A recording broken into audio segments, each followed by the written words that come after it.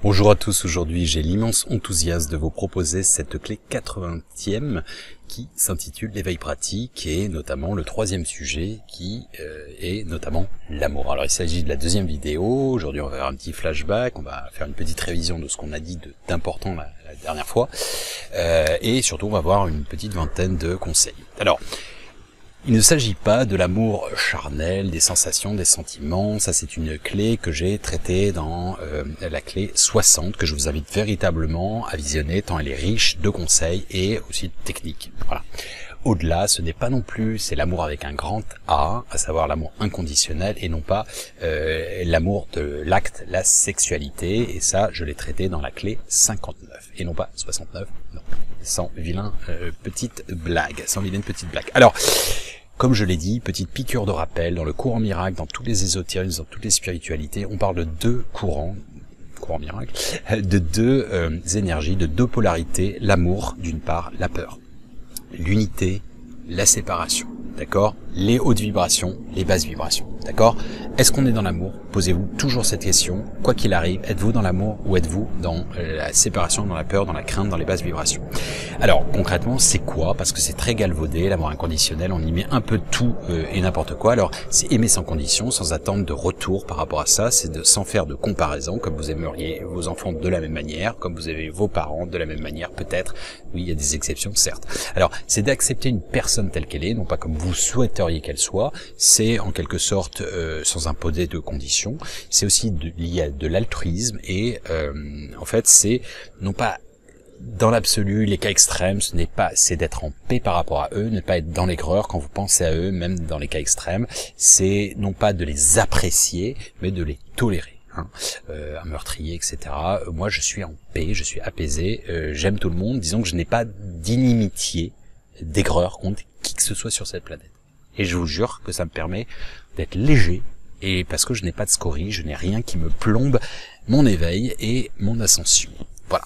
Alors, comme on l'a vu, s'aimer soi-même, aimer les proches, les lointains aussi, au maximum, la vie dans sa plus grande largesse, les activités, la bonne bouffe, l'épicurisme, etc. Mais s'aimer soi-même, on a insisté lourdement. Je vous invite à revisionner, si vous ne l'avez pas encore fait, la vidéo d'il y a 2 semaines, et notamment de l'appliquer au quotidien, pas que depuis 2 semaines et ensuite on arrête, de vous aimer et de travailler sur vous, bien entendu, de vous aimer, c'est un prêt qui vous a été fait, et si vous n'aimez pas, eh bien vous pouvez toujours travailler sur vous-même, c'est la clé 81 et plein d'autres, 81 et 82 également, -2 bien entendu.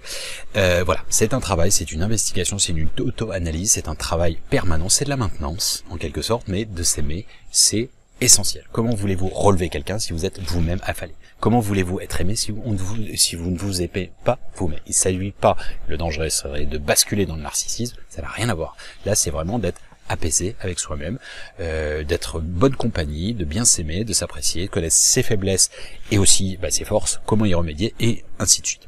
Alors, les techniques aujourd'hui qu'on va voir, c'est de diagnostic. Je vous invite à faire un diagnostic des 10 personnes les plus importantes dans votre entourage, vos parents peut-être, vos enfants, vos amis proches, etc., vos meilleurs amis, et listez ce que vous aimez en eux et ce que vous n'aimez pas. Ok?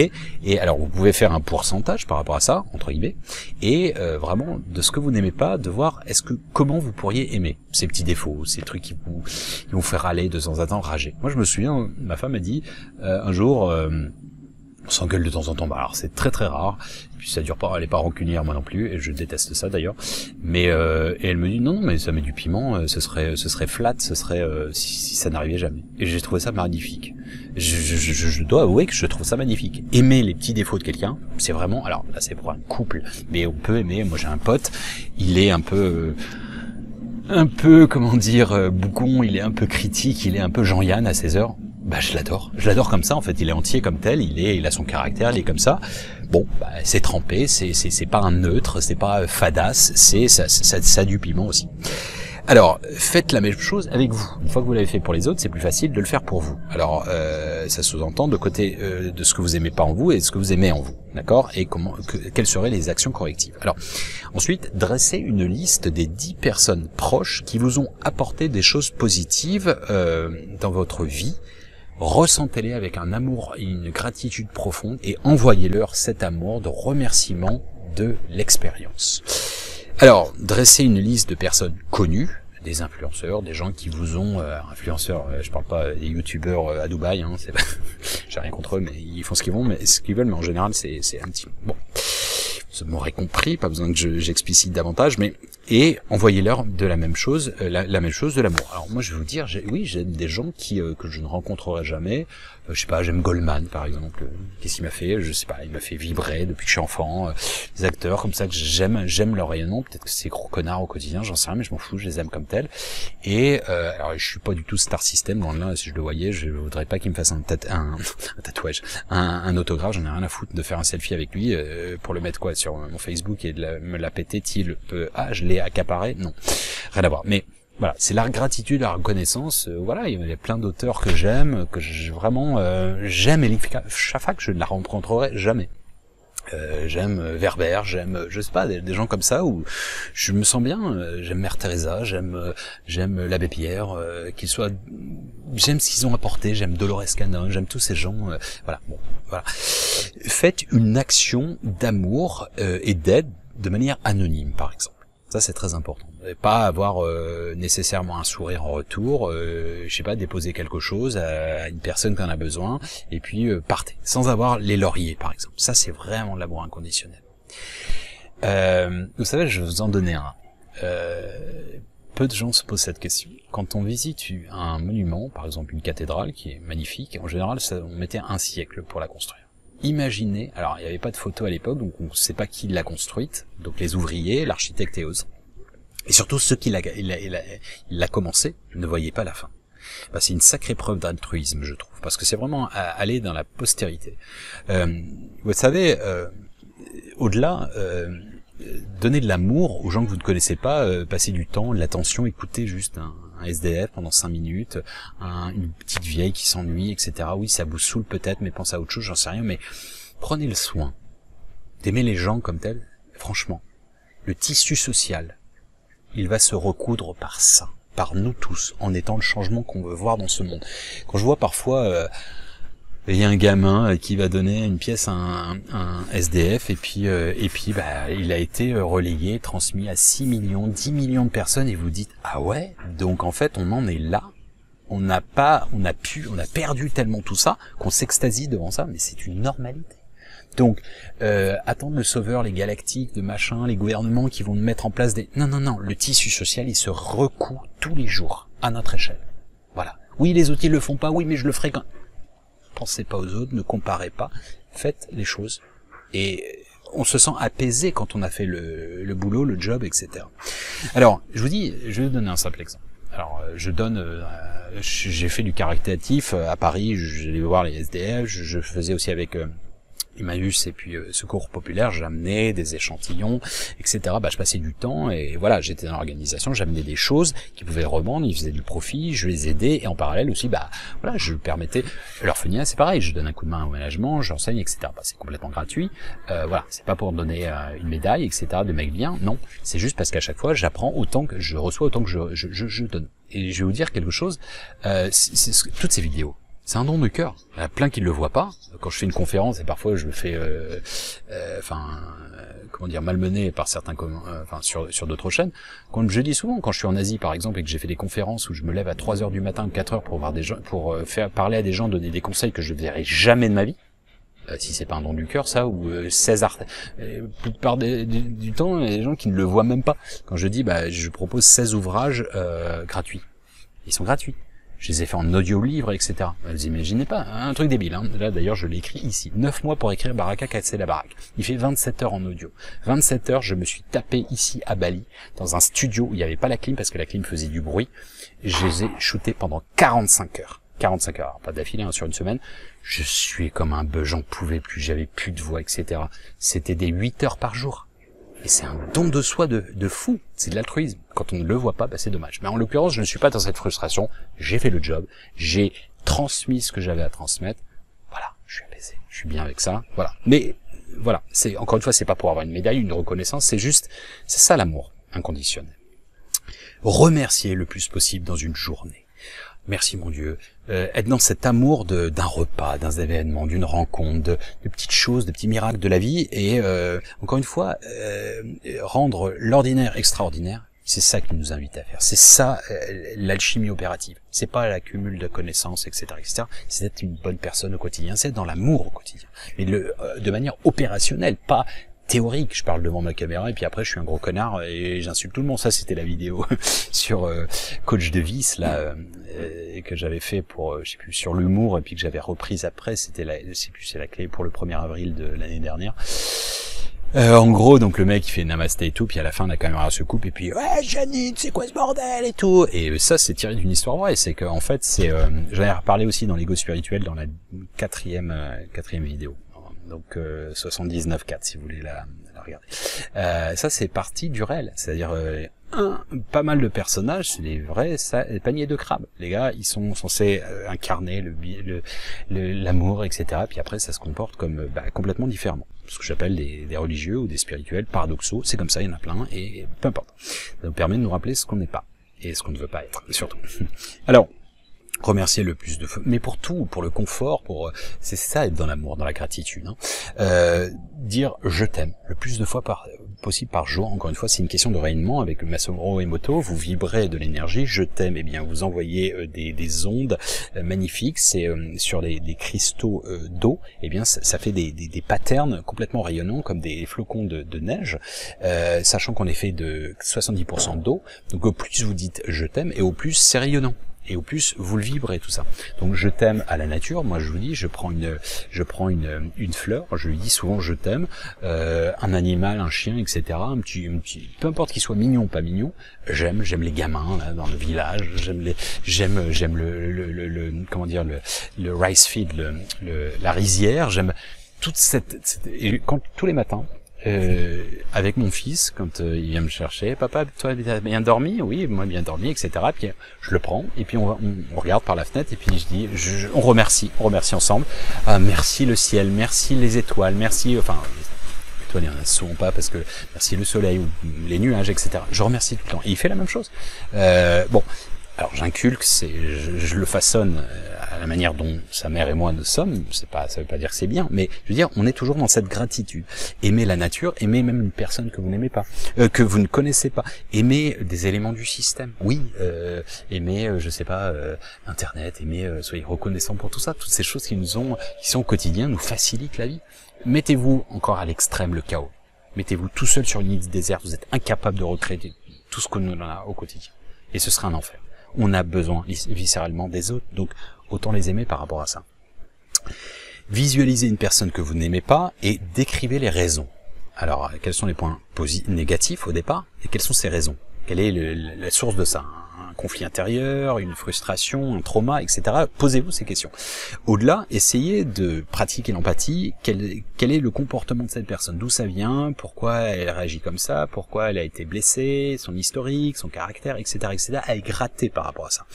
Alors, c'est le principe de l'empathie, c'est la projection sur le système intégré de la personne, de la complexion, de ses traumas, etc., etc., son passé. Aimer un ex. Oui, alors, ça veut pas dire vous entretenez une relation chelou avec elle, rien à voir. Ça veut dire, en fait, mais de manière asexuée. C'est-à-dire qu'en fait, vous aimez, entre guillemets, l'expérience que vous avez.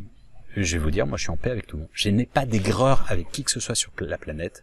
Même, je sais pas, je vais vous donner un exemple. J'ai été très amoureux d'une personne, alors ça peut durer très longtemps, mais quelques mois, elle m'a quitté du jour au lendemain, etc.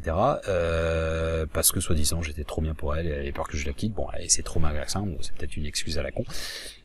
Eh ben, en fait, je suis complètement en paix par rapport à ça. Merci pour l'expérience. Merci. Merci de l'ancienne boss de m'avoir viré, parce que grâce à ça, et ainsi de suite. Et d'aimer, en fait, la relation que vous aviez avant, aimer un moment de votre vie, être en paix. Moi, j'ai aucune jalousie. Et pourtant, à la base, je suis jaloux. Des ex de ma femme, par exemple. S'il n'y a pas d'ambiguïté, il n'y a pas de raison. Alors je dis encore une fois, ne nous méprenons pas. Ça ne veut pas dire qu'on entretient une relation, voilà, on séduit, on se dragouille et tout. Rien à voir. Ça veut dire qu'en fait, mais en fait, il faut que ça se transmute en amitié, mais réelle, sincère. Bon bref, je pense que vous aurez compris. Faites preuve de compassion par rapport à des personnes qui sont méchantes, dites méchantes, parce que souvent c'est lié à une souffrance. Donc ça vient à ce que j'ai dit juste avant. Bah alors, pour vous donner un exemple, moi je me suis beaucoup intéressé au profil extrême des dictateurs ou des psychopathes, etc. Alors il y a une série sur Netflix qui est Une journée dans la vie d'un dictateur. Alors c'est sur Mbaba, enfin le dernier roi d'Écosse en Afrique, c'est au Zimbabwe de mémoire. C'est Staline et c'est qui d'autre Kadhafi. Bah, c'est tous des psychopathes. Pourquoi? Parce que gros problème dans l'enfance, traumatisé d'enfance, etc., abandonné, manque de, carence, etc., etc. Alors, ça veut pas dire ça excuse, mais ça permet une certaine compassion, tout au moins tolérance. Alors, en pratique, moi je vous invite, ça c'est quelque chose que j'ai répété bon nombre de fois, de visualiser une expérience douloureuse, difficile, et d'en extraire quelque chose qui vous a enseigné. Peut-être, je reparle de cette personne, peut-être qu'elle s'est barrée. Pourquoi? Bah parce que j'étais peut-être trop amoureux, que j'étais trop sur son dos, et peut-être trop, j'en sais rien, peut-être encore un petit peu jaloux à l'époque, peut-être encore, je sais pas, trop oppressant, j'en sais rien, je ne sais pas en quelque sorte. Mais cela étant, ça m'a permis d'avoir un certain détachement et de m'améliorer par rapport à ça. D'accord? Donc je remercie cette expérience. Cette remise en question, mais encore une fois, je sais qu'on est dans une société où pardonner quelqu'un, c'est une faiblesse, ce genre de truc, non, mais en fait, ça veut dire que quelqu'un qui t'a fait du mal, bah t'es un gros blaireau parce qu'en gros, trop bon, trop con. Eh bien, tout ça c'est l'ancien paradigme. Enfin, c'est le futur ancien paradigme.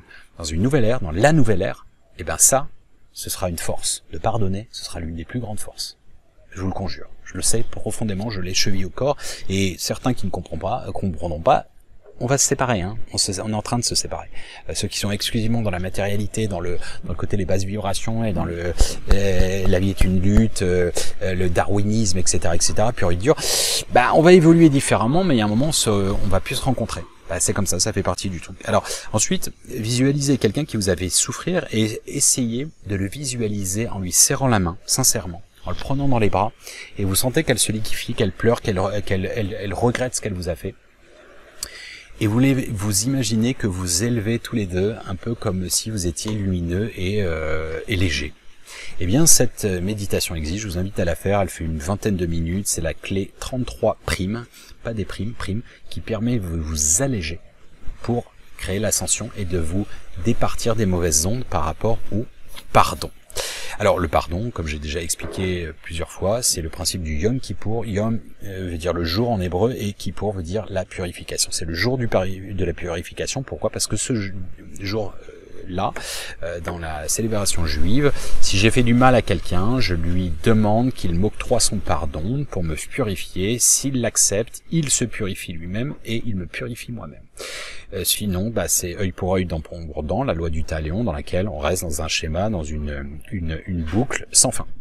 Et ça, c'est l'histoire de l'humanité. Tant qu'on ne pardonnera pas, on n'évoluera pas. Et ceux qui n'ont pas compris ça, eh bien, ils resteront dans ces schémas-là. Personnellement, je n'en veux plus, et j'invite tout le monde à s'en départir. Tu veux te battre, continue à te battre. Ceux qui ont envie de se battre, restez là, continuez votre délire. Voilà. Nous, on a maturé, et puis chacun son rythme, encore une fois.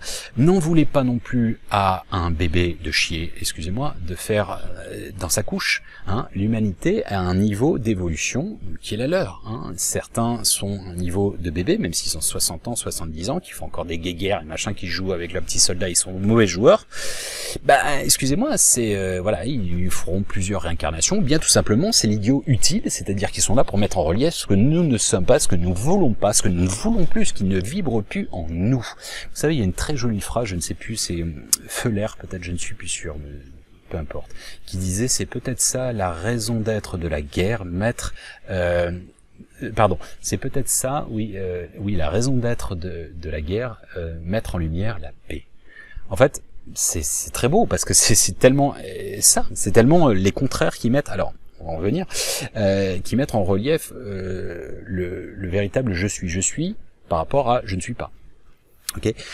Alors, l'empathie, très important, évidemment, c'est une des techniques, j'ai répété bon nombre de fois, pour la faire assez simple, c'est la communication non violente, donc se projeter dans la complexion de l'autre, ses traumas, etc., essayer de comprendre pourquoi il réagit comme tel, pour essayer de prendre pas les choses personnellement, hein, comme les accords Toltec, l'un des 4 piliers, ne prendre pas les choses personnellement, c'est souvent une projection de sa propre complexion, une projection de ses propres ombres refoulées, des ombres projetées, et en fait, concrètement, la communication non violente, vous posez sur la table vos perceptions et ce que vous auriez aimé, vos besoins. Et vous faites la même chose avec l'autre personne. Et vous conciliez, vous essayez d'avoir des points d'entente. Encore une fois, il faut être 2 pour jouer, pour danser le tango, ou n'importe quelle danse. C'est le même principe. Celui qui ne veut pas, eh bien, vous avez tout essayé, ce n'est plus dans vos mains, ce n'est plus à vous, vous n'aurez pas de regrets, vous n'aurez pas de regrets, voilà, ce sera fait, vous aurez fait le job. Alors, vous savez, l'empathie, oui, il y a beaucoup de gens qui ne tiltent pas là-dessus. Alors moi, je l'enseigne à l'orphelinat de Bali et j'ai toujours intégré dans l'école évolutionnaire révolutionnaire. C'est un programme que j'enseigne à l'orphelinat et que je dissous entre guillemets avec mes cours de commerce aussi, avec de l'éthique, etc.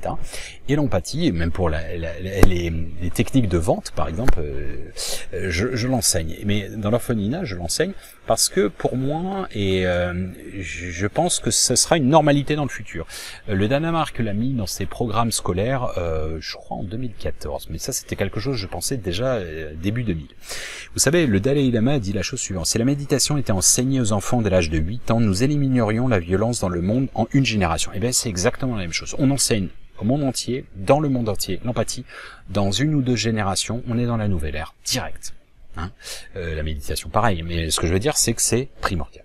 Alors, l'autre technique, c'est la vie est un gigantesque miroir, les autres sont des miroirs, et de remercier, de voir un petit peu l'enseignement qui nous est donné. Nous sommes des miroirs qui, en réfléchissant, nous inspirons mutuellement de manière infinie. Ça, vous pouvez retrouver cette phrase qui est de moi, avec toute la subtilité, dans Synthèse de synthèse, encore une fois, don de moi-même, don du cœur. Vous pouvez l'avoir gratuitement en le téléchargeant. Baal Shem Tov, le grand mystique juif, disait la chose suivante: l'homme à côté de toi est ton miroir. Si ton propre visage est pur, l'image que tu perçois sera aussi parfaite. En revanche, si tu vois un défaut dans l'homme à côté de toi, c'est ta propre imperfection que tu découvres. Il t'a montré ce que tu dois corriger en toi.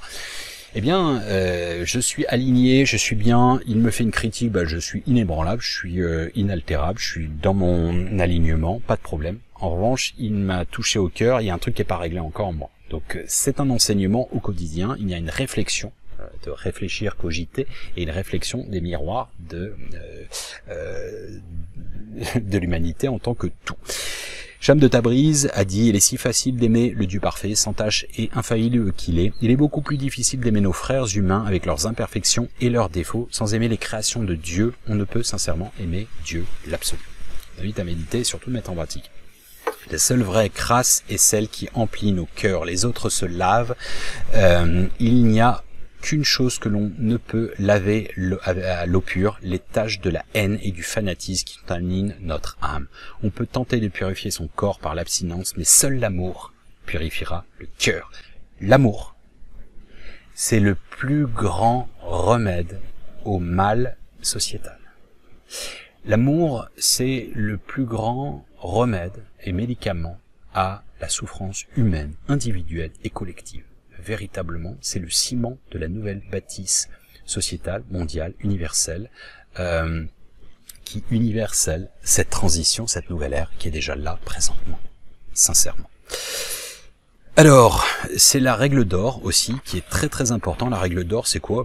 Elle est très simple, on la connaît tous, c'est ne fais pas à autrui ce que tu voudrais pas qu'on te fasse, ou bien fais à autrui ce que tu voudrais qu'on fasse. C'est un principe de réciprocité. Eh bien, figurez-vous qu'elle ne c'est pas une exclusivité du christianisme, elle est dans le judaïsme, dans le christianisme, dans l'islam. Alors vous allez dire oui, mais c'est logique, c'est une trilogie et c'est des suites, des continuations. Oui, sauf que c'est aussi dans l'hindouisme, c'est aussi dans le bouddhisme, c'est aussi dans le zoroastrisme, dans le jaïnisme, dans le confucianisme, dans le taoïsme. Je ne vais pas vous citer toutes les religions, mais elles le sont présentes dans toutes les civilisations. Et en gros, d'ailleurs, c'est le pilier central d'un ouvrage que j'écris depuis pas mal d'années d'ailleurs. Il y a un moment, il sortira quand j'aurai du temps. Et qui est tous les courants mènent à la source. C'est une fiction sur fond de la bibliothèque universelle, la bibliothèque d'Alexandrie, pourquoi elle a été détruite, qu'est-ce qu'elle contenait, qui l'a fait, etc., etc. Eh bien, c'est par rapport à ça sur lequel en fait tous corrobore et tout converge vers le même élément. Alors, Cham de Tabriz a dit « Ce monde est comme une montagne enneigée qui renvoie votre voix en écho. Quoi que vous disiez, cela vous reviendra. En conséquence, quand une personne nourrit des pensées négatives à votre propos, qu'elle dit des choses mauvaises, dire des mauvaises choses sur lui ne pourra qu'empirer la situation. Vous vous retrouvez enfermé dans un cercle vicieux d'énergie néfaste. Au lieu de cela, pendant 40 jours et 40 nuits, dites des choses gentilles sur cette personne. Tout sera différent au bout de ces 40 jours parce que vous serez différent intérieurement. » Vous le croyez ou pas, je me suis fait virer comme une grosse merde en 2010. De manière injuste, je faisais mes résultats et j'étais le seul d'ailleurs de la société à l'époque et je me suis fait virer parce que je n'ai pas dans les petits papiers de la direction. Eh bien cette personne, je ne lui ai pas envoyé de la haine, je lui ai envoyé que de l'amour pendant 1 an. Cette personne figure parmi nos meilleurs collaborateurs aujourd'hui. Vous le croyez ou pas, les gens peuvent changer et parfois c'est lié à des mauvaises interprétations. Elle m'a peut-être mal perçu, peut-être je me suis mal exprimé, peut-être que j'étais arrogant, j'en sais rien, peut-être je me la pétais, j'énervais les gens parce que je n'avais peut-être pas de complexe à l'époque, je ne sais pas, peu importe. Mais en tout cas, c'est toujours cette notion de les pierres que vous recevez par les gens qui vous balancent ça, vous avez deux choix. Soit vous les remettez et les rebalancez dans la tronche des gens, soit vous les prenez et vous les posez par terre et vous créez un sentier sur lequel il sera stable et inaltérable et vous serez inébranlable. Voilà. Peu importe, mais enfin, c'est une philosophie, c'est une faiblesse pour certains. Pour moi, dans la nouvelle ère, cette nouvelle humanité, c'est une grande force. Le but du jeu, pour moi, c'est d'être en paix, apaisé avec tout le monde. C'est ça le salut, c'est ça l'ascension, c'est d'être avec tout le monde et tous les êtres. Comme disait Cham de Tabriz, encore une fois, si tu veux renforcer ta foi, il te faudra adoucir ton cœur. À cause d'une maladie, d'un accident, d'une perte ou d'une frayeur, d'une manière ou d'une autre, nous sommes tous confrontés à des incidents qui nous apprennent à devenir moins égoïstes, à moins juger les autres, à montrer plus de compassion et de générosité. Pourtant, certains apprennent la leçon et réussissent à être plus doux, alors que d'autres deviennent plus durs encore. Le seul moyen d'approcher la vérité est d'ouvrir son cœur afin qu'il englobe toute l'humanité et qu'il reste encore de la place pour plus d'amour. C'est magnifique. Alors, acceptez et bénissez les contraires parce que ce sont des enseignements. C'est à travers l'inverse de ce que l'on est qu'on sait véritablement le vrai « je suis ». D'accord ? Encore une fois, je citerai pour la dernière fois Cham de Tabriz. Les opposés nous permettent d'avancer. Ce ne sont pas les similitudes ou les régularités qui nous font progresser dans la vie, mais les contraires. Tous les contraires de l'univers sont présents en chacun de nous. Le croyant doit rencontrer l'incroyant qui réside en lui. Et l'incroyant devrait apprendre à connaître le fidèle silencieux en lui jusqu'au jour où l'on atteint l'étape d'illumination, de libération, l'être humain parfait. La foi est un processus graduel qui nécessite son contraire apparent, l'incrédulité. Alors, tout ça, je vous invite je me réfère à un ouvrage, vu que c'est le thème, c'est Soufi, mon amour. Ce livre, honnêtement, je l'ai lu en 2014, pour la première fois. Figurez-vous que j'étais en Malaisie à l'époque, et mon ami me voyait, mon pote à l'époque, on était partis entre copains, mon pote me voyait sur la plage, et il me voyait verser des larmes toutes les 3 pages. J'étais tellement en osmose, et je remerciais, j'aimais ce livre, et j'aimais Dieu encore plus, et je disais, mais merci de m'avoir donné ça, de m'avoir rappelé ça, je me sens tellement moins seul. Et c'est vraiment la beauté du soufisme, et c'est un synonyme de soufi serait aimant, ce serait l'amour, Soufi, mon amour. Je vous invite vraiment à le lire. 3 conseils, et puis on en terminera là. Ne tentez pas d'aimer 100% de l'humanité, ce n'est pas binaire, c'est pas j'aime, j'aime pas. Hein. Déjà, il y a 2 choses. Quand je dis ça, déjà vous connaissez les 8 milliards d'individus sur Terre, non. Donc ceux que vous ne connaissez pas, par principe, essayez de les aimer, même si vous les connaissez pas.